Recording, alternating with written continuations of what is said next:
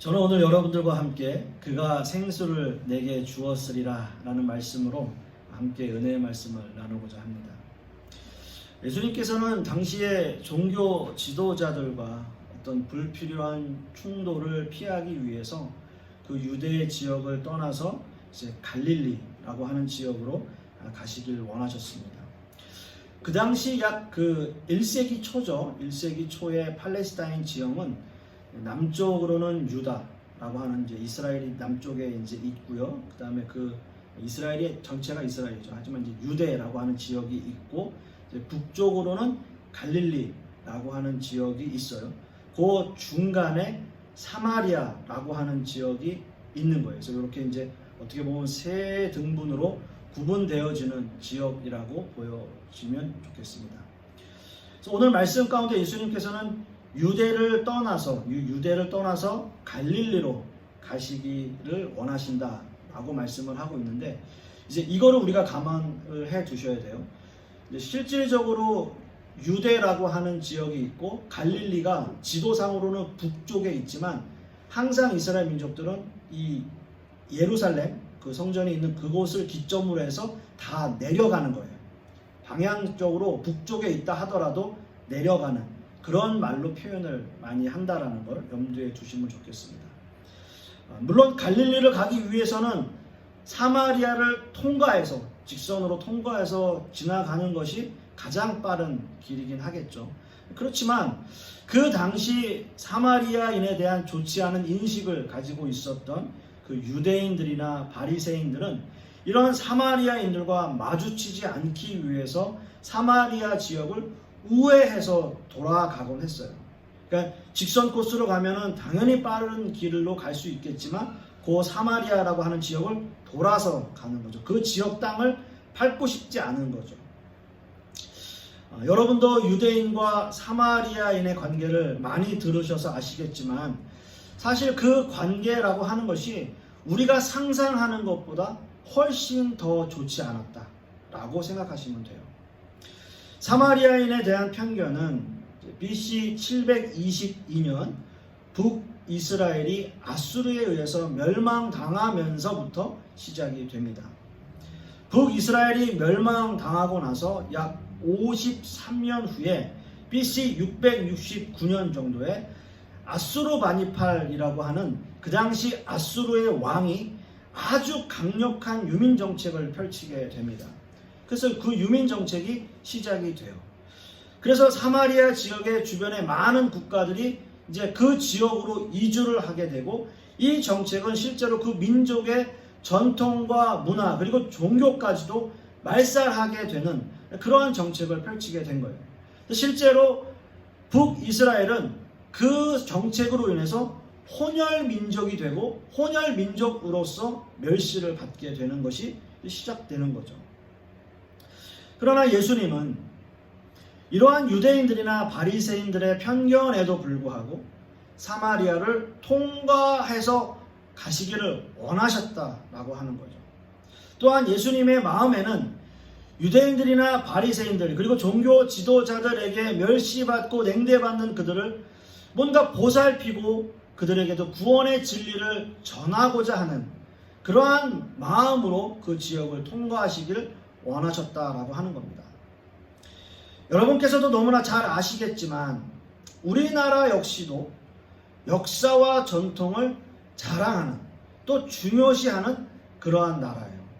우리가 흔히 예전부터 해왔던 얘기, 반만년의 역사를 가지고 있는 우리나라, 백이민족 또는 무슨 민족이라고 하죠? 배달민족. 배달민족 하니까 배달의 민족 생각이 나는데, 아무튼 그런 자부심을 가지고 있는 그러한 나라죠.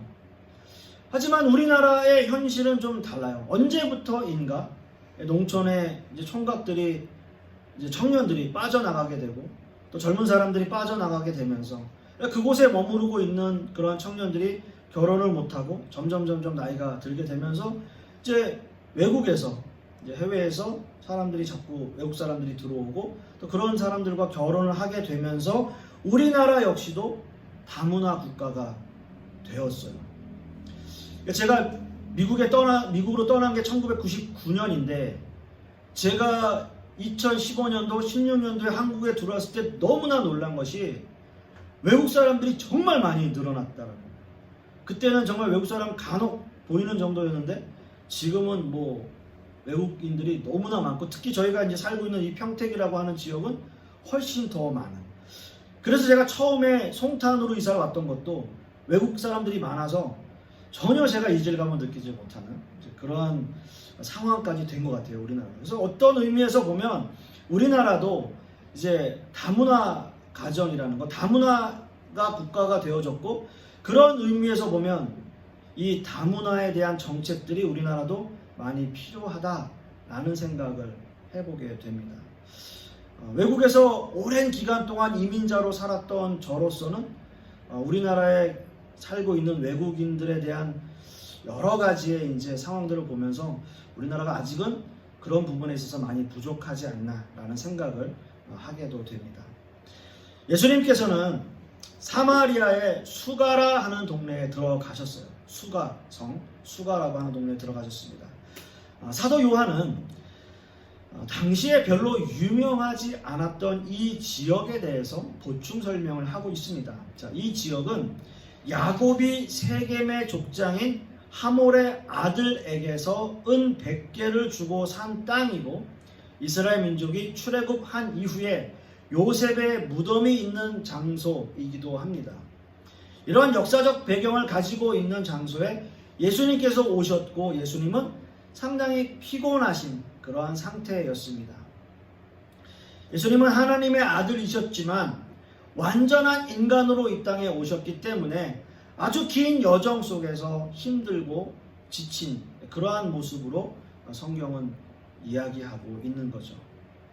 이제 예수님은 곧 만나게 되는 한 사마리아 여인과의 대화 속에서 예수님께서 이 지역에 오신 목적을 말씀하시고 있고, 이 말씀을 통해서 이 세상에 힘들고 어렵고 또한 멸시받으며 살아가는 한 여인에게 구원을 베푸시고, 그 여인뿐만이 아니라 사마리아 그 지역의 많은 사람들이 예수님을 믿게 되는 역사가 일어나는 장면을 오늘 말씀을 통해서 볼 수 있게 되는 겁니다. 그래서 저는 오늘 사마리아 여인과의 대화를 통해서 두 가지의 주제로 함께 말씀을 나누길 원하는데요. 첫째는 예수님께서는 사마리아 여인에게 직접 다가가고 계셨다라고 하는 거죠. 요한복음 4장 7절 말씀을 우리가 다시 한번 보겠습니다. 4장 7절 말씀 함께 읽겠습니다. 시작.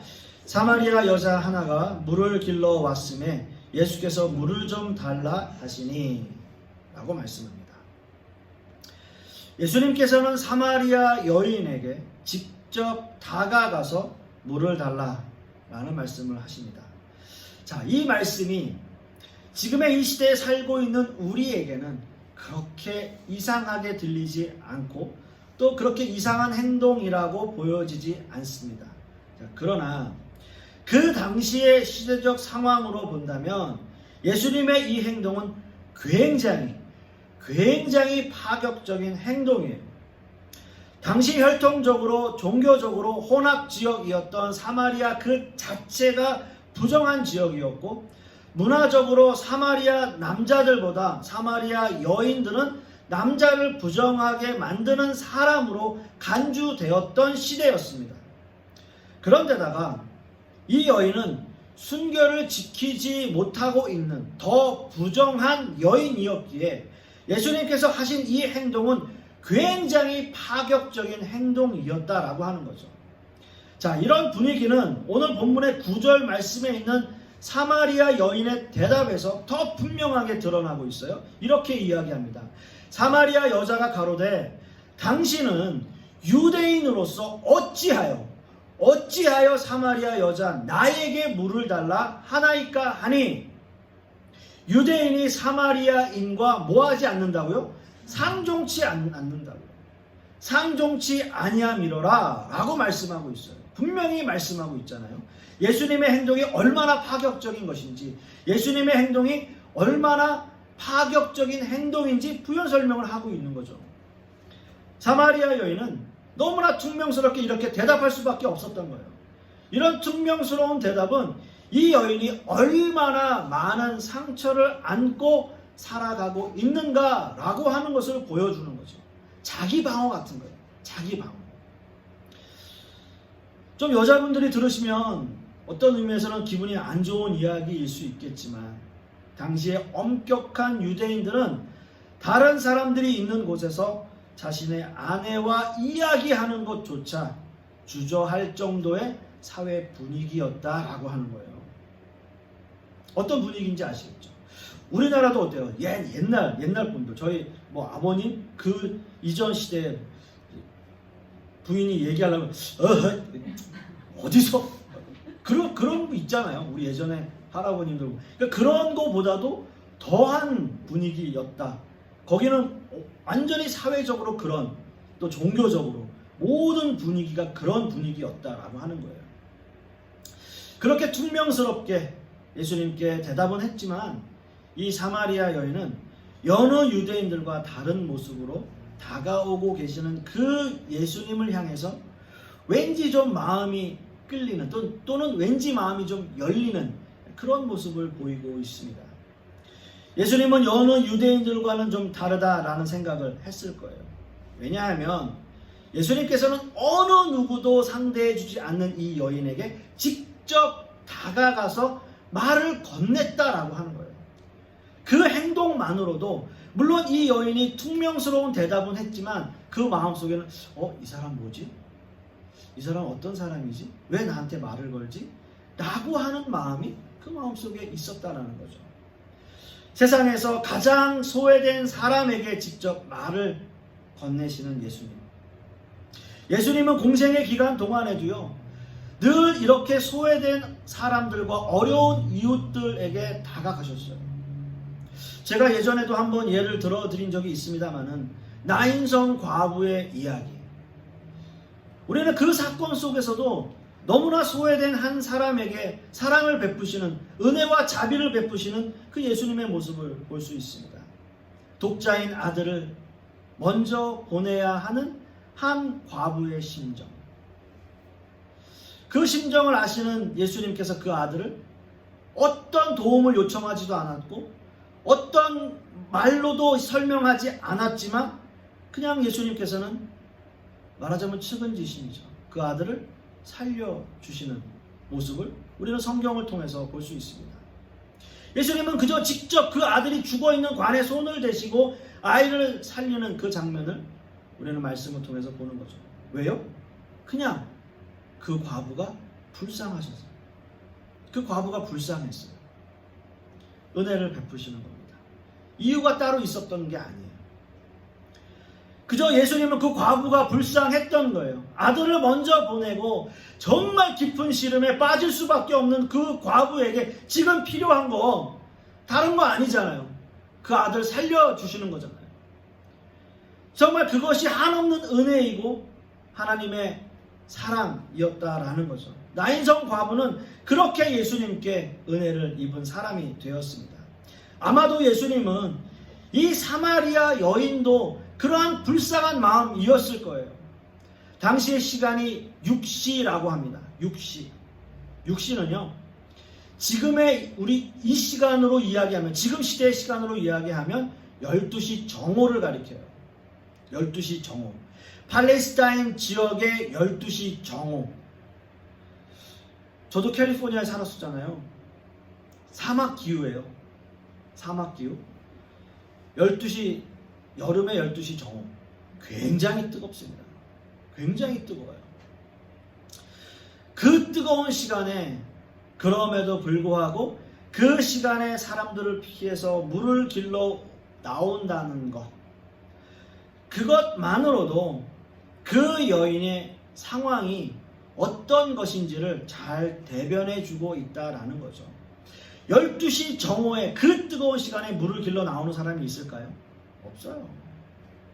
주로 물은 집안의 하인이나 종들이 물을 길러 오는 것을 감안한다면 그 당시 사마리아 여인이 얼마나 궁색하게 인생을 살아왔는가를 말해주고 있는 거죠. 예수님은 이런 여인에게 말을 건네고 대화를 시도하고 계시는 거예요. 예수님의 이 마음은 잃은 양 한 마리를 찾으시는 불쌍하고 측은한 마음이었을 거고요. 남들은 모두 외면하고 돌아보지 않는 사람을 예수님은 직접 찾아오셔서 그를 하나님의 백성으로 인도하기 위해서 말을 건네고 있는 거죠. 가장 소외된 사람, 가장 어려운 사람, 그 동네에 살고는 있지만 그 동네에서 얼굴조차 들고 다니지 못하는, 또는 누구를 만날까봐 그 시선을 피해 다녀야 하는 그러한 불쌍한 사람. 근데 예수님께서는 말을 건네고 있는 거죠. 주님이 사마리아 여인에게 대화를 원하셨던 것은 어떤 의미에서는 목이 말라서, 정말 목이 말라서, 물론 지치고 힘드셨으니까 그런 마음도 있으셨겠지만 그 여인을 구원하시기 위해서 그 여인에게 가장 적합한 질문을 하시는 거죠. 예수님을 자세히 보십시오. 예수님은 사마리아 여인에게 가장 일상적인 물음을 하세요. 가장 일상적인. 그 장소는 우물이었고 누구라도 목이 마르고 지칠 때 쉬어갈 수 있는 장소였습니다. 그 장소에서 예수님이 물을 달라라고 하는 것은 지극히 평범하고 지극히 당연한 말씀이었어요. 누구라도 목이 마르면 우물가에서 그렇게 말을 건넸을 겁니다. 어떤 의미에서 이것이 그냥 당연하지 라고 생각될 수 있겠지만 예수님은 먼저 그 여인에게 가장 거부감이 없을 것 같은 그러한 일상적인 물음으로 다가가셨다라고 하는 거죠. 저는 이 말씀을 준비하면서 이 본문이 왜 이렇게 지금 우리에게 의미 있게 다가오는지 참 많은 생각을 했어요. 예수님이 사마리아 여인과 대면하셨잖아요. 대면. 예? 지금은 이러한 대면을 할 수 없는 시대잖아요. 어떻게 보면 뉴 노멀의 시대, 포스트 코로나의 시대. 우리는 누군가 만나서 이렇게 일상적인 물음을 하고 일상적인 질문을 하는 그러한 시대가 이미 아니에요. 그래서 이 말씀을 준비하면서 예전에도 이 말씀을 너무나 많이 보고 너무나 많이 설교하고 했지만 이 뉴 노멀의 시대에 우리가 누군가를 대면하고 그들에게 말씀을 전하고 또 그들에게 복음을 전할 수 있는 그러한 시대가 또 다시 올 수 있는가? 라는 생각을 하게 되는 거죠. 그러니까 이 예수님의 이 말씀이 너무나 더 의미 있게 다가오는 거예요. 우리가 누군가에게 일상적인 이야기를 하고 일상적인 질문을 할 수 있는 시대 다시 올까? 우리가 일상적으로 아무렇지 않게 사람들에게 복음을 전하고 때로는 노방전도도 하고 또 사람들에게 전도지를 나누어 주고 그러한 시대가, 그러한 일상들이 우리에게 다시 올 수 있을까? 이러한 질문과 대답이 우리에게 다시 올 수 있을까? 라는 생각을 또 다시 하게 되더라고요. 그런 의미에서 예수님께서 이렇게 일상적으로 다가가는 이 질문, 그리고 그 여인과 대면하여 함께 이야기하는 그 질문, 그것이 얼마나 귀한 시대인가. 그리고 그렇게 우리는 아무렇지도 않게 생각하고 살았던 이 행동이 지금의 이 시대에는 우리에게 얼마나 귀한 행동이고 얼마나 그런 복음을 전하는 우리의 모습들이었던 그런 모습들이 얼마나 귀한 것이었는가 라는 것을 다시 생각하게 되더라고요. 예수님은 그 여인을 구원하기 위해서 한 걸음 한 걸음 다가가고 계십니다. 사랑하는 성도 여러분, 예수님이 이 여인을 구원하시기 위해 다가가신 것처럼 예수님은 우리에게도 직접 찾아와 주시고 만나 주시고 우리를 위해서 한 걸음 한 걸음 다가오시는 거죠. 그리고 우리를 자녀 삼아 주신 거죠. 예수님의 목적은 바로 저와 여러분입니다. 우리를 구원하시기 원하시는 예수 그리스도, 우리를 하나님의 자녀 삼아 주시기 위한 목적. 그래서 예수께서 우리를 위해서 십자가에 죽으시고 우리를 위해서 피 흘리신 그 주님, 우리는 그 주님을 만나는 거죠. 이렇게 우리를 찾아와 주신 주님을 끝까지 믿고 따르는 저와 여러분들이 되시기를 소망합니다. 두 번째는요, 예수님께서는 자신이 누구인지를 알게 하시는 거예요. 오늘 본문 요한복음 4장 10절 말씀을 보시면 예수께서 대답하여 가라사대 내가 만일 하나님의 선물과 또 내게 물 좀 달라 하는 이가 누구인 줄 알았더라면 내가 그에게 구하였을 것이요 그가 생수를 내게 주었으리라 라고 말씀하고 있습니다. 오늘 본문의 말씀 속에서 가장 중요한 단어 두 가지가 있겠죠. 바로 선물 그리고 생수일 겁니다. 이 본문의 말씀에서 선물은 헬라어로 도레안이라고 하는 단어를 사용하고요. 그 의미는 은혜를 베풀기 위한 자발적인, 자의적인 선물, 자의적으로 주는 선물이라고 의미하고 있습니다.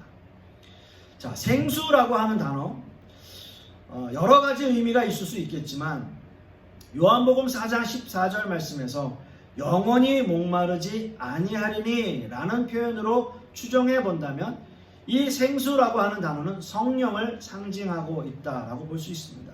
따라서 선물과 생수는 하나님께서 자의적으로 또는 자발적으로 주시는 성령을 의미하는 문장이라 하겠죠.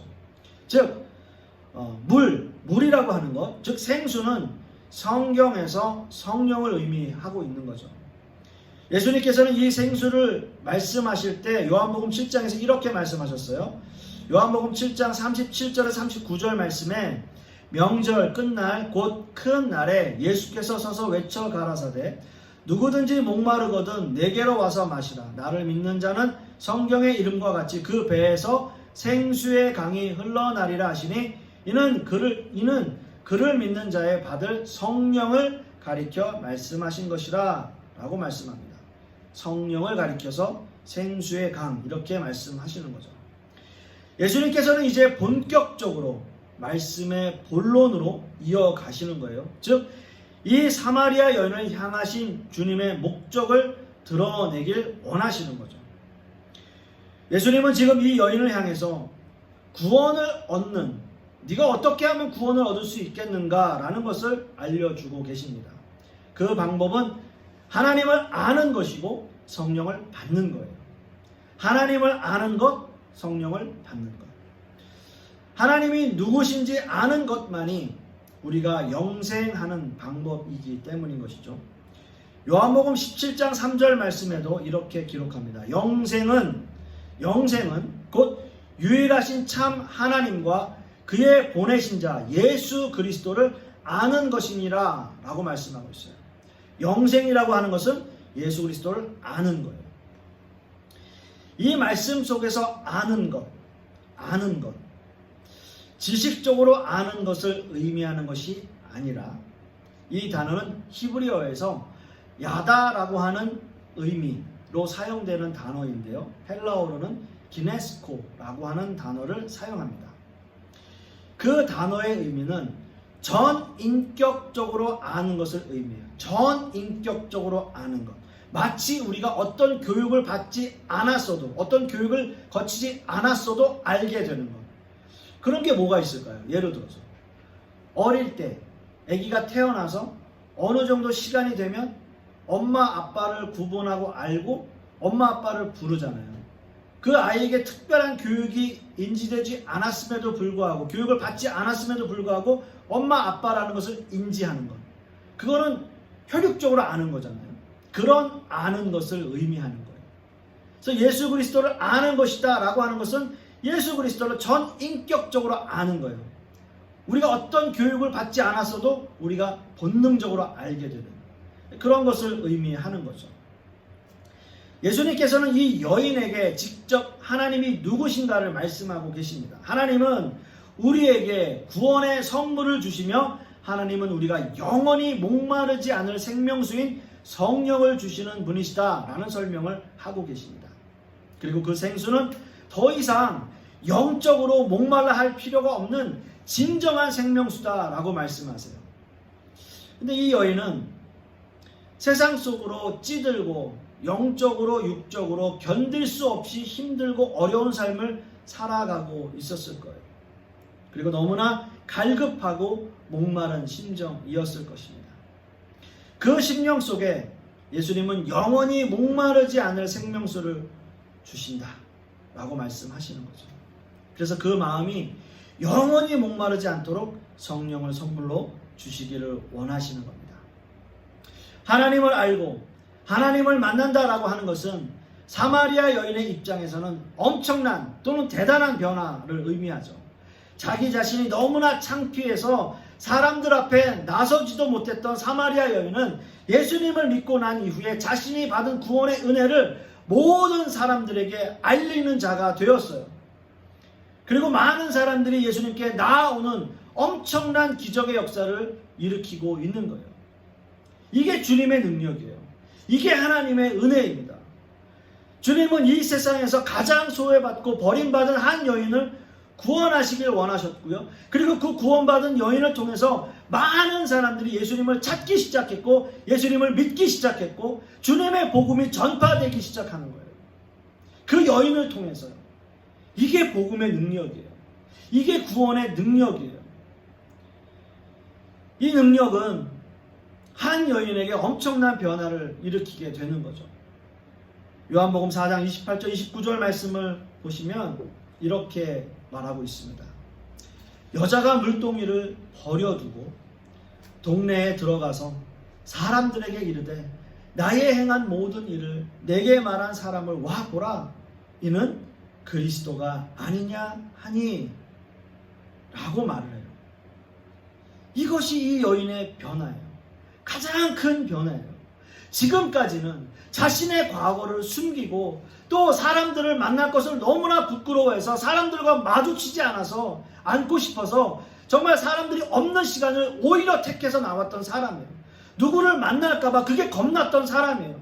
그리고 자신이 가지고 있었던 아픈 과거 때문에 사람들을 경계하고 세상을 미워하면서 그런 모습으로 살았던 여인이에요.